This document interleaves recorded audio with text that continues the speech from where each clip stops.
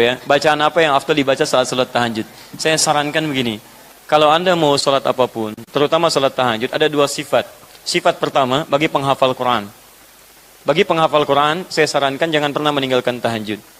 Kalau Anda salat tahajud, Anda sebagai penghafal Quran, maka yang dibaca adalah hafalan yang sudah Anda hafalkan. Misal, Anda hari ini menghafal 10 ayat. Kemudian ulang lewat salat sunnah. Yang dibaca itu saja. Nanti misalnya sebelum asar ada 4 rakaat. Anda baca 10 ayat itu, dibagi kepada 4 bagian.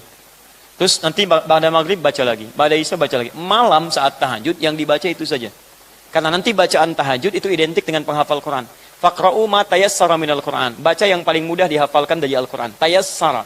Penghafal Quran disebut yusrun. Walaqad yassarnal Qur'ana lidzikri. Walaqad yassarna. Yassarna saat diulang-ulang kemudian dikatakan ma tayassara. Ada kaitan antara menghafal dengan mengulang saat tahajud. Jika Anda bukan penghafal Quran, atau Anda penghafal Quran sudah hafal, dan Anda ingin kemudian membaca dalam tahajud dengan cara berbeda, maka cara yang kedua, bacalah ayat-ayat yang sesuai dengan kebutuhan dan keperluan Anda. Dan saya sudah pernah sampaikan kepada Anda. Misal Anda sedang bekerja, besok ada misalnya persoalan pekerjaan yang begitu pelik, saat Anda sholat, bacakan ayat-ayat itu, minta.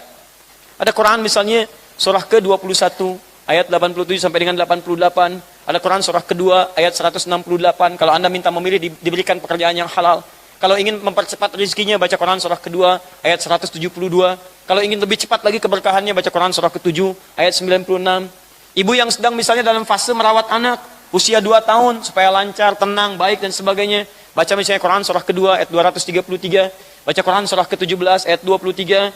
Baca Quran surah ke-31, ayat ke-13, sampai dengan ayat ke-19-nya. Boleh, silakan. Tapi Ustadz, masalahnya, saya nggak hafal. Saya taunya Anas aja, misalnya. Ya, Anda kalau dalam salat malam, itu ringan. Boleh Anda pegang mushaf. Ya, selama Anda tidak jadi imam. Selama Anda salat sendirian, atau Anda bermakmum di belakang orang lain. Itu boleh Anda pegang. Makanya Anda mulai menghafal pelan-pelan. Itu yang paling bagus dilakukan. Nah, dan ayat yang Anda baca sesuai dengan kebutuhan, karena itu nanti akan lebih nyaman dalam bacaannya. Kalau nggak percaya silahkan. Ya, Anda aktivitas sedang apa? Butuhnya apa?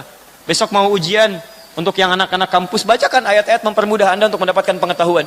Quran surah 9 ayat 122, Quran surah 58 ayat ke-11, Quran surah 96 ayat yang pertama, silahkan.